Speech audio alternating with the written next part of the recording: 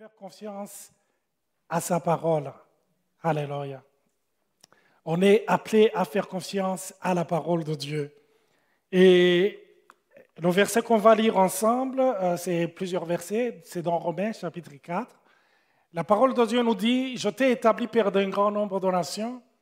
Il est notre Père devant celui auquel il a cru, Dieu qui donne la vie aux morts et qui appelle les choses qui ne sont point comme si elles étaient. Espérant contre toute espérance, il crut en sorte qu'il devint père d'un grand nombre de nations, selon ce qui lui avait été dit, telle sera ta postérité. Et sans faiblir dans la foi, il ne considéra point que son corps était déjà usé, puisqu'il avait près de 100 ans, et que Sarah n'était plus en état d'avoir des enfants. On a parlé tantôt de Sarah. Il ne douta point par incrédulité au sujet de la promesse de Dieu, mais il fut fortifié par la foi, donnant gloire à Dieu. Et ayant la pleine conviction que ce qu'il promet, il peut aussi l'accomplir. Amen. Alléluia. Notre Dieu est fidèle. Et vous savez, ce passage, et surtout dans Romains 4, nous parle de la justification par la foi et non par les œuvres.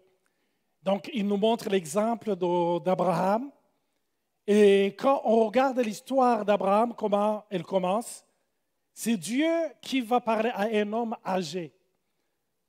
On dit que quand Dieu a appelé Abraham, il devait avoir dans les 75 ans. Et Dieu lui dit, quitte ton pays, le pays de tes pères, quitte ta patrie, et va dans le pays que je vais te montrer. Et vous savez, quand on parle d'Abraham, ce n'était pas un adolescent, comme je viens de le dire. C'est quelqu'un qui avait 75 ans. S'il avait appelé un adolescent, souvent les adolescents sont aventuriers, ils aiment découvrir de nouvelles choses, mais Dieu a choisi quelqu'un qui était établi dans la vie. Si vous voulez avoir une image d'Abraham, j'ai eu sa photo, c'est celle-ci. Donc, une personne de 75 ans, vous voyez les racines qui sont là. Il y a des amitiés, il y a des contrats qu'il a signés, il y a des contrats, il y avait des engagements, il y avait des amitiés, il y a de la famille, il y a des neveux, il y a des nièces, il y a des arrières. Il y avait beaucoup de choses qui le liaient à sa patrie. Mais Dieu lui dit, laisse tout, viens. Je vais te montrer un pays que je vais te donner. Mais c'est quoi ce pays? Si c'était à mon époque, peut-être que j'aurais demandé à Dieu, je te donne le GPS, montre-moi. Montre-moi là où nous allons. Mais il fait confiance à Dieu. Je me demande souvent, le dernier jour, entre Abraham et sa famille, le conseil de famille, toutes les personnes qui sont là, autour de lui, avant de le bénir, avant qu'il parte, qui lui demande, mais dis-nous, où vas-tu? Il dit, il y a une voix qui m'a parlé. Dieu m'a dit de quitter cette patrie et d'aller dans un pays qu'il va me montrer. Souvent, quand on lit certains versets, on va vite, mais essayez de vous mettre à sa place. Dieu lui parle. Il n'a pas de preuves tangibles. Il n'a pas de preuves matérielles pour dire, hé, je l'ai enregistré. Écoutez ce qu'il m'a dit vous-même. Vous saurez que je ne suis pas fou. Mais Dieu lui a parlé. Lui, il reste convaincu, il reste attaché à la parole que Dieu lui a donnée. Amen. Il se lève, il part. Et vous savez, il n'est pas parti seul. Comme je parlais d'adolescent, un adolescent peut partir seul. Mais c'est quelqu'un qui est parti avec sa femme, il est parti avec son neveu, mais il avait beaucoup de serviteurs, il avait beaucoup de troupeaux et il est parti. La Bible mentionne sans savoir où il allait. C'est qui la personne qui part sans savoir où il va? C'est quelqu'un qui a un problème, n'est-ce pas? Il doit avoir un souci. Mais il se lève parce qu'il croit la parole de Dieu. Il fait confiance à la parole de Dieu. Et vous savez, chaque fois que vous obéissez à ce que Dieu vous demande, c'est un risque que vous prenez. Parce qu'il n'y a aucune garantie matérielle, n'est-ce pas? Il n'y a aucune garantie. C'est comme cette personne, c'est une histoire que j'ai entendue, c'est quelqu'un qui marchait dans la forêt et il a glissé. Mais en glissant et en tombant, il s'est accroché à une branche. Et là, c'était la nuit. Il ne voyait rien. Il a crié, s'il y a un Dieu qui existe, sauve-moi. S'il y a un Dieu qui existe, sauve-moi. Et là, il entend la voix qui lui dit, tu veux que je te sauve? Il a dit, merci, merci, merci. Oui, sauve-moi. Et Dieu lui a dit, lâche la branche. Et là, il a dit, s'il y a un autre Dieu, sauve-moi. Parce que dans sa tête, il se dit, si je lâche la branche, c'est la mort assurée. Et après, il est trop fatigué qu'il dit, s'il y a un autre Dieu. Et il entend toujours la même voix. Tu me fais confiance. Tu veux que je te sauve? Lâche la branche. Il dit, Seigneur, je veux quelqu'un qui me sauve, pas quelqu'un qui me tue. À coup sûr. Et là, il est tellement fatigué qu'il commence à trembler. Il commence à trembler. Il commence à trembler. Il ne fait pas confiance à Dieu. Et après, il est épuisé. Il lâche. Il se rend compte qu'il est à 5 cm du sol. Et là, il dit, Seigneur, pardonne-moi, j'aurais dû te faire confiance. Vous savez, chaque fois que le Seigneur nous appelle à l'obéissance, il prévoit tout. Il connaît toutes choses. Et même s'il n'y a rien pour te prendre, pour être là, pour te saisir, il est toujours là parce que c'est lui qui dit et la chose arrive. Il ordonne et elle existe. Même si la chose n'existait pas, c'est lui le Créateur. Alléluia. Amen. Donc, on va y aller verset par verset. Ça m'a tellement béni et j'espère que ce matin, ça vous bénisse aussi. Donc, je t'ai établi Père d'un grand nombre de nations. Il est notre Père devant celui auquel il a cru. Dieu qui donne la vie aux morts et qui appelle les choses qui ne sont point comme si elles étaient. Qui est Dieu dans ta vie? La parole de Dieu nous dit, c'est Jésus qui s'adressait à ses disciples, aux gens qui le suivaient, il a dit, le voleur ne vient que pour dérober, tuer et détruire. Mais moi, je suis venu afin que les brebis aient la vie et qu'elles soient dans l'abondance. Dieu est dans le business ou dans la business de donner la vie. Donc, c'est Dieu qui donne la vie aux morts. Aujourd'hui, si tu as besoin de la vie, il est là pour te donner, pour te communiquer la vie. C'est un Dieu qui communique la vie. Il communique la vie. Amen. Il communique la vie. C'est le Dieu de l'impossible. Et vous savez, souvent, on dirait que nous le croyons mentalement. Nous le croyons intelligent, dans notre intelligence ou dans nos pensées. Mais ce n'est pas une conviction qui est profonde dans notre cœur. Qui est Dieu dans ta vie ce matin? En étant honnête, moi qui suis là devant vous, il y a plusieurs domaines de ma vie où je suis incroyant. Je suis en train d'enseigner. Je crois en Dieu. Mais il y a des domaines là où je n'ai pas la foi. Là où Dieu m'appelle à grandir dans la foi, à avoir la foi. C'est pour cela que, peu importe l'expérience que vous avez avec Dieu, vous avez besoin d'une vraie révélation aujourd'hui. Pas la révélation que vous aviez hier, mais une vraie révélation aujourd'hui. Et vous savez, quand le peuple d'Israël se trouvait dans le désert, la Bible nous dit que Dieu les a nourris de la manne. La manne, c'était comme une surprise, parce que manne, ça vient de manhu, c'est-à-dire, qu'est-ce que c'est? C'est quoi ça? Ils étaient étonnés quand ils l'ont vu, qu'ils se sont écriés, c'est quoi ça? Qu'est-ce que c'est? Et Jésus va dire plus tard, c'est moi la vraie manne qui descend du ciel. C'est moi la vraie provision, la vraie surprise qui vient de Dieu. Et j'aimerais vous dire, Jésus, il veut être une surprise aujourd'hui, pour que quand tu vas le voir, tu dises, oh mon Dieu, tu me dépasses là. Tu dépasses tout ce que j'avais entendu. Et vous savez, Dieu est comme un diamant. Des fois, il te révèle une facette et tu es tellement ébloui que tu dis comme Job, j'avais entendu parler de toi, mais aujourd'hui mes yeux t'ont vu. Alléluia. Et vous savez, comme je l'ai dit, peu importe l'expérience que vous avez avec Dieu, on a toujours besoin d'une fraîche révélation. Moïse avait marché avec Dieu. Moïse a vu de ses yeux la mer rouge se fendre en deux. Moïse a vu l'eau sortir du rocher. Moïse a vu plein de miracles que moi et toi, on n'a jamais vus dans notre vie. Mais un jour, Dieu lui dit, j'ai entendu le peuple qui se plaint.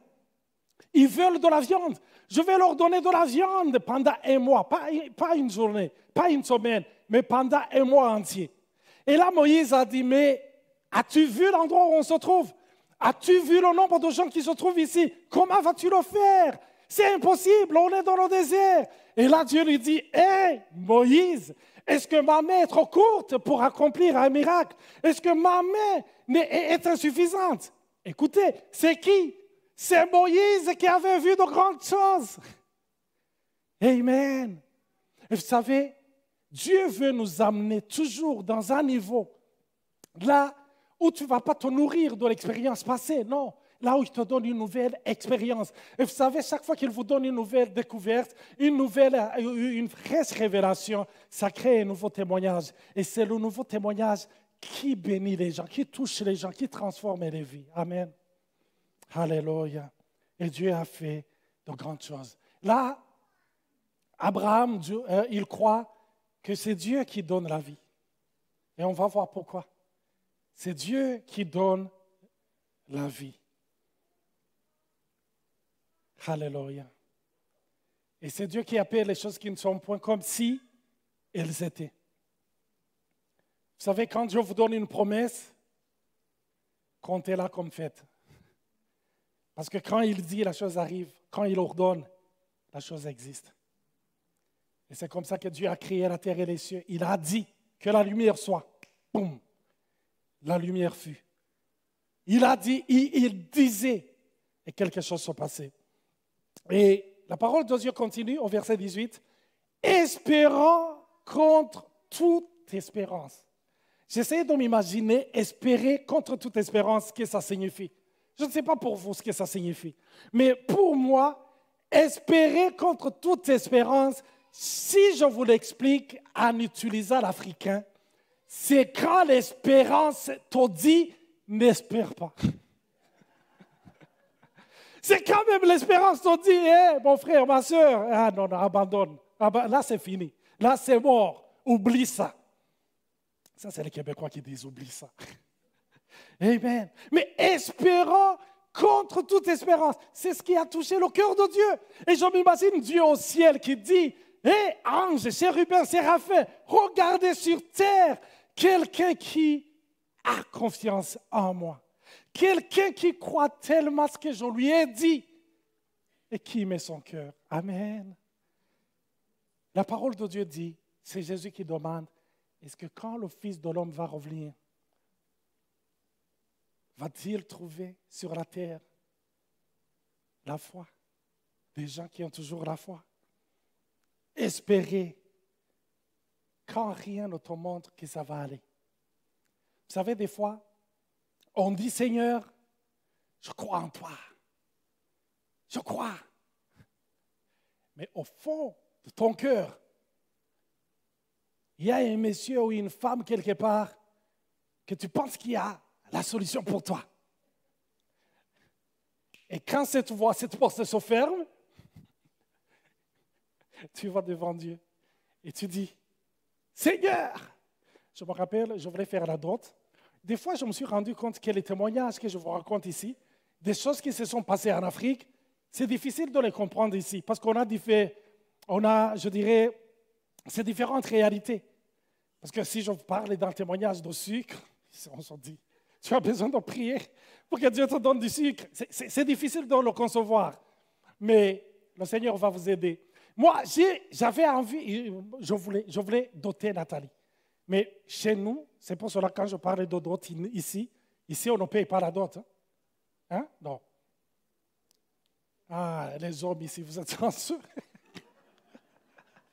Parce qu'il fallait que je trouve des millions à donner. Mais ça ne fait pas ces millions qu'il fallait que je donne. Ce ne sont pas des millions en dollars, c'est des millions en francs. Donc, il fallait que je trouve ces millions à donner. Et je dis, ah, man, comment je vais le faire? Et là, j'allais dire, mana, c'est Dieu en Kirundi. J'ai dit, Seigneur, comment je vais le faire? J'ai pris du temps pour prier, d'être devant la présence de Dieu. Et quand j'ai prié, j'ai senti que le Seigneur me donnait un accord et disait, Olivier, je te donne l'argent que tu veux. Et là, je dis, oh, gloire à Dieu. Merci Seigneur, tu es merveilleux. Et là, j'ai commencé à dire à tout le monde, je vais doter, je vais doter, je vais doter. Et les gens me disaient, tu as l'argent? Non, Dieu m'a dit. Alors, il y a eu 8 personnes qui se sont présentées, qui ont dit, Olivier, écoute, le Seigneur nous a mis à cœur de te bénir. On va te bénir. Les 8 personnes, on va te bénir. Moi, je vais te donner ça. Moi, je vais te donner. Ah, j'ai dit, Seigneur, merci, tu viens d'exaucer mes prières. Tu es fidèle. Oh, gloire à ton Seigneur. Oh, j'étais content. Et après, avant 3 semaines de la dot, les 8 personnes se désistent une à une. Une à une. Et là, je rentre à la maison parce que j'habitais toujours avec ma mère. Et là, je trouve ma mère qui est là, qui est comme démolie. Parce que je lui avais raconté que les 8 personnes s'étaient désistées. Et là, ma mère me regarde. Elle me dit, Olivier. Je dis, quoi, maman? Elle me dit, si j'avais de la force, et si j'avais un gros bâton, je t'aurais roulé de coups. J'ai dit, maman, pourquoi tu utilises la violence, toi qui es tellement douce? Et j'ai dit, mais pourquoi tu utiliserais un bâton? Elle m'a dit, Olivier, comme ça au moins tu irais à l'hôpital et on dirait à la famille de Nathalie que ce n'est pas possible. Au lieu d'aller le jour de la dot et ne pas trouver la dot, vaut mieux qu'on dise, il est hospitalisé. Au moins ils pourront comprendre. Et là, je l'ai regardé en face, je lui ai dit, maman, les 8 personnes qui se sont désistées, ils ne sont pas mon Dieu. Mais Dieu m'a dit qu'il est avec moi. Je crois en lui et je lui fais confiance. Alors, alléluia. Amen. Dieu est fidèle. Je vous dis, le Seigneur a utilisé des gens qui me contactaient. Ça faisait plusieurs années. Il y a eu des jeunes qui m'ont contacté, qui ont dit, Olivier, quand notre mère est morte, tu as été là comme notre papa. Tu as été là comme un grand frère. Tu as été là, vraiment. Mais depuis qu'on est parti, on ne t'a jamais contacté pour te dire merci. Mais on vient d'apprendre que tu vas doter. Et là, on aimerait te bénir. J'ai dit, oh, que le Seigneur vous bénisse. Alors ils m'ont dit, on va t'envoyer un costume. J'ai dit, oh, merci. 2 jours après, ils m'ont recontacté. Ils ont dit, mais ce n'est pas un costume seulement. On va ajouter une chemise et une cravate. Oh, tant mieux. Merci beaucoup. Mais quand je vous parle de costume, de chemise, de cravate, ici, vous ne comprenez pas. Mais chez nous, c'est un miracle pour avoir ça. Franchement, des fois, c'est difficile de le comprendre. Quand tu n'as rien à avoir un costume, alors, après 4 jours, ils me contactent et me disent, Olivier, on s'est battu avec Dieu. Dans notre cœur, on ne voulait pas obéir. Mais le Seigneur nous a mis à cœur quelque chose qu'on devait t'envoyer. Mais on ne voulait pas, c'était difficile pour nous. Mais on veut obéir à Dieu. Et ils m'ont envoyé une enveloppe avec de l'argent. Et quand je suis allé voir l'argent, c'est l'argent exactement dont j'avais besoin. Mais la veille, écoutez, la veille, je sens que le Seigneur me parle, qui me dit, Olivier, compte tout ce que tu as aujourd'hui. J'avais le double de ce que j'avais demandé à Dieu. On dirait que vous n'êtes pas heureux pour moi.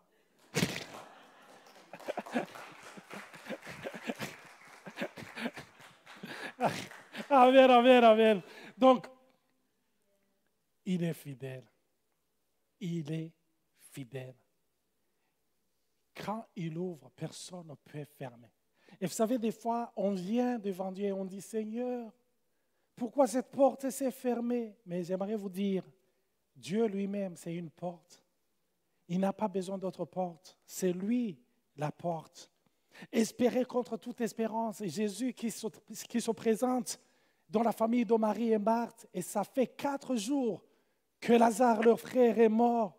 Et la parole de Dieu nous dit que Jésus a dit, je vous ai dit, si vous croyez, vous verrez la gloire de Dieu. Si tu crois, tu verras la gloire de Dieu. Dieu, il veut que tu crois, parce que sa gloire, elle est disponible pour nous. Ne t'ai-je pas dit que si tu crois, tu verras ma gloire? Espérant contre toute espérance, il crut. Et au verset 19, et sans faiblir dans la foi, il ne considéra point que son corps était déjà usé, puisqu'il avait près de 100 ans, et que Sarah n'était plus en état d'avoir des enfants. Si on le regarde et qu'on utilise un langage d'aujourd'hui, ça s'appelle comment? Il ne considéra point que son corps était déjà usé. Là, je lui dis, mon frère, ça on appelle ça le déni. Ça c'est le déni. Mais regarde-toi, ton corps est déjà usé. Mais il ne considéra point que son corps était déjà usé. Alléluia. Vous savez, ce n'est pas qu'il ne voulait pas regarder la vérité en face, mais c'est parce qu'il a mis la vérité de Dieu au-dessus des circonstances, au-dessus de ce qui est visible, au-dessus de ce qui est palpable. Alléluia. La foi, c'est choisir son camp. Choisir le camp des circonstances, de ce que tu vois, ou choisir ce que Dieu dit. Amen. C'est quoi le camp que tu choisis? Jésus demande à Pierre de jeter le filet. Il dit jette le filet, mais il parle à qui? Qui est Pierre? C'est un professionnel de la pêche. Et c'est quelqu'un qui a passé la nuit en pêchant et qui n'a rien trouvé. Et lui, dans sa mentalité et d'après son expérience, ce que tu n'as pas eu durant la nuit, tu ne peux pas l'avoir durant le jour. Il a essayé, ça n'a pas marché. Parce que la nuit, il n'y a pas de lumière. Ils utilisent leur lumière et les lumières sont attirées. Et donc, les poissons plutôt sont attirés par les lumières des pêcheurs. Mais là, il dit, c'est en plein jour, ils voient la lumière partout où ils sont. Il n'y a rien qui va les attirer. Mais Jésus dit, va, jette le filet. Parce que Jésus, il savait que c'était la lumière qui attire. Alléluia. C'est lui qui va les attirer par sa parole. Mais Pierre choisit de dire quelque chose de formidable. Il dit, mais sur ta parole, je vais le faire. Sur ta parole, je vais le faire. Je vais jeter le filet. En d'autres mots, imaginez Pierre qui est entouré par d'autres pêcheurs qui ont la même expérience, qui ont le même vécu que lui et qui le voient y aller quand même. Peut-être ils se sont dit sur la rive, lui il est fou, il se fait avoir par un débutant. Alléluia. Des fois quand on choisit de marcher par la foi, les gens autour de nous, ils peuvent rire de nous. N'est-ce pas? Je me rappelle quand j'ai eu ma dot, j'ai fait ma dot, il y a des amis qui sont venus, qui ont dit, Olivier, on s'était dit entre nous, ce petit, il a eu des problèmes. On va y aller, on va voir comment ça va se passer. Et après, ils sont venus, ils ont dit, hey, ton Dieu est là. J'ai dit, oh, gloire à Dieu. Dieu, il est fidèle. Et Pierre, ils ont eu tellement de poissons qu'ils ont appelé ceux qui sont restés sur les rives. Ces gens-là qui ne comprenaient pas, eux aussi, ils sont venus. Ils ont goûté au miracle de Dieu. Ils ont vu de leurs propres yeux. C'est pour cela que Dieu veut nous utiliser en marchant dans la foi, en faisant confiance à sa parole. Parce que souvent, nous voulons que les gens qui vivent avec nous, des gens, nos voisins, nos collègues, puissent croire en Dieu. Mais ils vont croire en lui quand ils vont voir les résultats de la foi que nous avons placée en Dieu. Amen. Et Jésus, un autre exemple, Jésus qui demande aux 10 lépreux d'aller se montrer au sacrificateur. Mais on savait qu'il fallait d'abord constater sa guérison avant d'aller voir le sacrificateur. Et le sacrificateur considérait aussi, observait, regardait, et c'est lui qui déclarait officiellement la guérison. Mais d'abord, tu ne pouvais pas y aller sans toi-même être convaincu, avoir remarqué qu'il y a une forme de guérison en toi. Mais Jésus leur dit, allez vous montrer au sacrificateur. Mais rien ne s'est passé. Mais est-ce que nous croyons ce que nous voyons ou nous croyons ce qu'il nous dit? Ils ont cru ce qu'il leur disait. Ils sont partis. Et par la foi, au cours du chemin, la guérison a commencé à se produire. Alléluia. La guérison n'est pas tombée en bas. Non, en marchant, en obéissant, quelque chose s'est passé. Et c'est pour cela que la parole de Dieu nous dit, c'est en croyant du cœur qu'on parvient et c'est en confessant de la bouche qu'on parvient. Chaque fois que tu crois, il y a une étape que tu franchis. Chaque fois que tu confesses, il y a une étape que tu franchis. La foi, c'est une marche, c'est dynamique. Amen. Je vous ai perdu ou c'est compréhensif? Amen.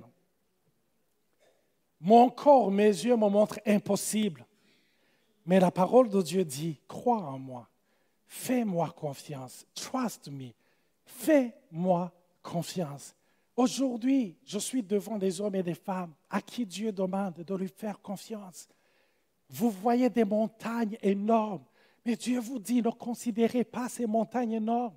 Ne me parlez même pas de la grandeur, de l'immensité de vos montagnes, mais je veux que vous parliez à vos montagnes de l'immensité de qui je suis, de ce que je représente, de ce que je peux faire, de ce que j'ai fait. Alléluia. Amen. Marchez par la foi. Il ne douta point par incrédulité au verset 20. Il ne douta point par incrédulité au sujet de la promesse de Dieu. Mais il fut fortifié par la foi, donnant gloire à Dieu. Quand on lit bien l'histoire d'Abraham, la parole de Dieu nous montre qu'il a douté. Il a douté. Et même sa femme Sarah a dit, peut-être que ce n'est pas moi. Peut-être que c'est pas notre servante. Oui, Dieu t'a donné la promesse. Mais écoutez bien, on dit, il ne douta point par incrédulité. On peut douter par faiblesse, on peut douter parce que ça dure dans le temps, mais toi, tu as cru la parole. Mais douter par incrédulité, c'est un manque de foi quand tu dis, c'est pas vrai. Non, je le refuse. Mais lui, il a douté bien sûr, mais il n'a pas douté par incrédulité. Amen. Et la parole de Dieu nous montre quoi? Il a donné gloire à Dieu. La question, a-t-il donné gloire à Dieu avant ou après? Je vous la pose. Il a donné gloire à Dieu avant que ça arrive. Amen. Dieu nous demande de le louer avant que ça arrive.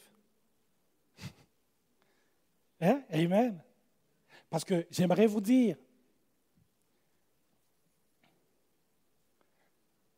tu as beau me dire que tu as la foi. Mais la foi sans les œuvres, elle est morte. C'est ce que la parole de Dieu nous dit. Il ne veut pas dire que c'est les œuvres, ce sont les œuvres qui nous sauvent. Non, non, non, non. Il veut dire, s'il y a réellement la foi, il y a les œuvres. La foi, elle se démontre. Et souvent, elle se démontre par les paroles qui sortent de notre bouche. Et c'est pour cela, quand tu as vraiment la foi, c'est la louange qui sort de ta bouche. Et la parole de Dieu nous en donne une illustration ou un exemple. C'est dans l'histoire de 2 Chroniques, chapitre 20, avec le roi Josaphat. La parole de Dieu nous dit, ils étaient dans la Amen. Tu aimes le passage? Ah, moi aussi, j'aime beaucoup le passage. Il est là. Et il dit, il a été attaqué par 3 peuples, 3 nations. Et il dit, Dieu, devant eux, on est sans force, mais nos yeux sont sur toi. Et là, Dieu utilise un prophète. Il leur dit, cette bataille n'est pas la vôtre. Vous marchez et vous allez voir ma délivrance. Vous allez voir ma victoire. Écoutez ce que le roi Josaphat a fait. Le roi Josaphat a pris les chantres. Il a pris Michel, il a pris Sylvain, Edith, il a pris Linda. Il a dit, vous, c'est vous qui allez aller devant. Et l'armée va être derrière vous.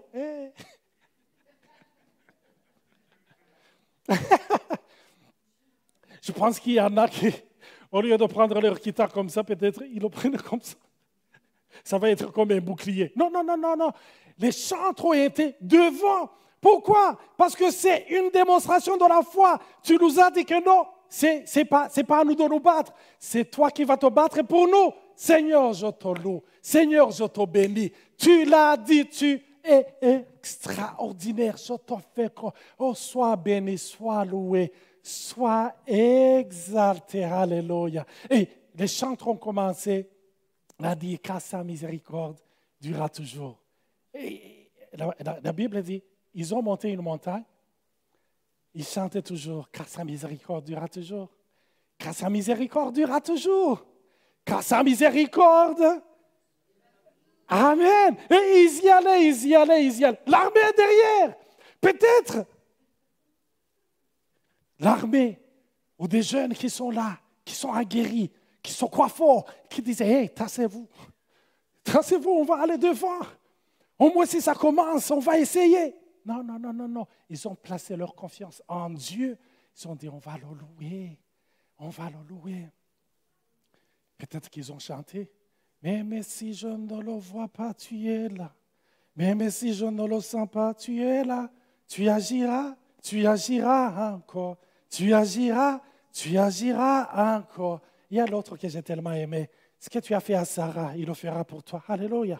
Ah, peut-être qu'ils ont dit, oh Seigneur, ce que tu as fait avec Moïse, tu le feras aussi pour nous. Tu le feras aussi pour nous. Ce que tu as fait avec David et Goliath, tu le feras aussi pour nous. Tu le feras aussi pour nous. Alléluia. La louange, c'est énumérer tout ce que le Seigneur a fait dans le passé, que ce soit pour vous, que ce soit pour les autres, et commencer à le louer en disant, Seigneur, tu as été fidèle et ta parole dit, tu ne changes jamais. Je te loue, je te bénis, je t'exalte. Merci Seigneur, je ne le vois pas encore, je ne le touche pas encore, mais je te bénis. Je t'élève Seigneur. Alléluia. Amen. Amen. Je te bénis. Oh, je t'exalte. Oh, je te bénis, je t'exalte. Ça va mal? Oui. Tout montre que ça va mal, mais je te bénis. Je t'exalte. Ça montre réellement qu'on a la foi. Il a béni Dieu. J'imagine Paul et Silas dans la prison. On les a battus sérieusement. Ils sont en sang. Mais la parole de Dieu nous dit, vers minuit, ils ont commencé à louer et à célébrer le Seigneur parce qu'ils croyaient que c'est lui qui les délivre du filet de l'oiseleur. C'est lui qui est toujours là. Ils ont commencé à le louer. Des fois, comme je vous ai dit, quand je lis la Bible, c'est comme un film dans ma tête. J'imagine Silas qui était jeune dans la foi, qui dit à Paul, on va le louer. Alors qu'on saigne toujours. Il a dit oui, on va le louer. Mais pourquoi on va le louer alors qu'on souffre? Parce qu'il est digne de louange. Peu importe notre état, il est digne de louange. Peut-être que Silas lui a posé la question. Qu'est-ce qu'il va faire quand on va le louer? Peu importe ce qu'il va faire, même s'il ne fait rien, il est digne de louange. On va le louer. Et quand ils ont commencé à le louer, la parole de Dieu nous montre que la prison a été secouée dans ses fondations. Alléluia. Il y a eu comme un tremblement de terre. Parce que la parole de Dieu nous dit, Dieu siège au milieu de son peuple.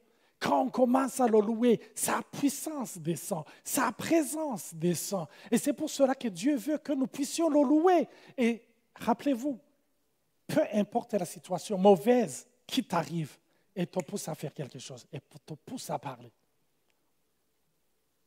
N'est-ce pas? Quand tu es malheureux, ça te pousse à parler.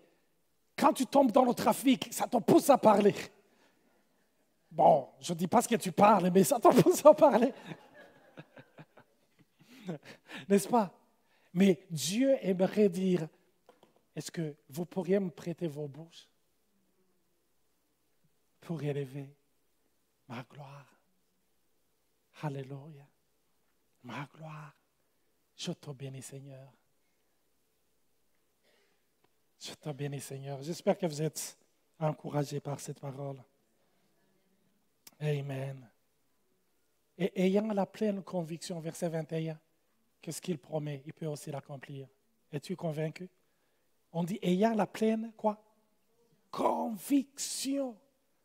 Il avait la pleine conviction que ce que Dieu, et c'est pour cela qu'il l'a loué, parce qu'il était convaincu que ce qu'il promet, il peut aussi l'accomplir. Il n'était pas d'accord mentalement, non, il était convaincu. Alléluia. Et vous savez, la parole de Dieu nous dit, Dieu n'est point un homme pour mentir, ni un fils de l'homme pour se repentir. Ce qu'il a dit, ne le fera-t-il pas? Ce qu'il a ordonné, ne va-t-il pas se réaliser? Il va le faire. J'aimerais vous rappeler, s'il a dit qu'il est avec vous, il est avec vous. S'il a dit, je ne vous délaisserai jamais, je ne vous abandonnerai jamais, faites-lui confiance, il ne vous délaissera jamais, il ne vous abandonnera jamais. Ce qu'il a dit, il est fidèle. Alléluia. Et Josué, 100 ans après la mort de Moïse, disons 100 ans après que, c'est autour de 100 ans, ouais, autour de 100 ans, il va dire, c'était presque à la fin de sa vie, Josué va dire, de toutes les bonnes paroles que Dieu a adressées à son peuple Israël, aucune n'est restée sans effet. Toutes se sont accomplies. Et Salomon qui vient, presque 462 ans après Moïse, il va dire, de toutes les bonnes paroles que Dieu a adressées par la bouche de son serviteur, aucune n'est restée sans effet. Toutes se sont accomplies. C'est une fidélité qui est prouvée dans le temps. Mon frère, ma soeur, faites-lui confiance. Il est digne de confiance. Ce truc, je ne sais pas comment on l'appelle, sur lequel je me tiens, le podium, il n'est pas assez solide si je le compare à la parole de Dieu. Et c'est pour cela que la parole de Dieu dit, toute chose prendra fin, sauf ma parole. Amen. La parole de Dieu. Ayant la pleine conviction qu'est-ce qu'il promet. C'est pourquoi cela lui fut imputé à justice. Ça a été compté comme une justice. Chaque fois que tu fais confiance à Dieu, c'est compté comme une justice. Je termine en posant une question, par la conclusion. On est appelé à méditer sa parole jour et nuit. Amen. Méditer sa parole jour et nuit. Des fois, je prends la Bible, je commence à la méditer. Oh my God, je n'ai pas envie d'arrêter. C'est tellement doux. Ça restaure tellement. Et j'aimerais vous dire, il y a d'autres jours où je la prends. Vous direz, c'est lourd, je ne comprends rien. Je ne réalise rien. Mais quand je persévère, on dirait comme une couche qui s'ouvre. On dirait que la douceur, la présence de Dieu me touche. Dieu va vous parler à travers la Bible. Ne vous dites pas, je ne suis pas savant, je ne suis pas intellectuel, pas intellectuel, je dirais, je n'ai pas de connaissances théologiques. Non, son esprit est là. Chaque fois que tu as soif, chaque fois que tu veux l'ouvrir, il est là pour te parler. Et pose-toi la question quand tu lis la parole de Dieu. Quel est le domaine de ma vie où je dois placer ma confiance en lui? Et souvent, il y a des choses qui nous montrent les domaines dans lesquels on a besoin de placer notre confiance en Dieu. C'est souvent le domaine qui te fait peur ou c'est le domaine qui a tendance à t'irriter. Qu'est-ce qui t'irrite? C'est là où tu as besoin de faire confiance en Dieu. Qu'est-ce qui te fait peur aujourd'hui? Qu'est-ce qui te fait peur? C'est le lendemain, c'est demain? Quand tu commences à méditer, à croire à la parole de Dieu, la parole de Dieu va te répondre et te dire, ne t'inquiète pas du lendemain, car à chaque jour suffit sa peine. Fais-moi confiance. Il y a une situation qui te chagrine, qui t'irrite, place ta confiance en ma parole. Parce que Jérémie 1,12, je termine par ça. Et j'aimerais demander au groupe de louanges de vous approcher, de nous bénir et de bénir le Seigneur, de nous aider à bénir le Seigneur. L'Éternel m'a dit, tu as bien vu, car je veille sur ma parole pour l'accomplir. Dieu veille. Vous savez ce que font les veilleurs, les gardiens de nuit? Ils sont là, ils veillent à quelque chose. Soit qu'il n'y ait pas des gens qui rentrent ou qu'on ne touche pas à certaines affaires. Dieu veille sur sa parole. Qui a placé sa confiance dans sa parole?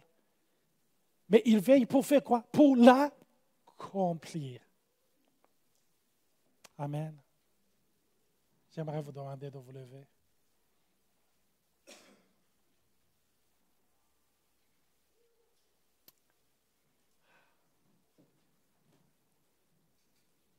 Y a-t-il un domaine qui t'irrite, un domaine qui te fait peur, un domaine qui te fait mal, une situation qui semble t'échapper?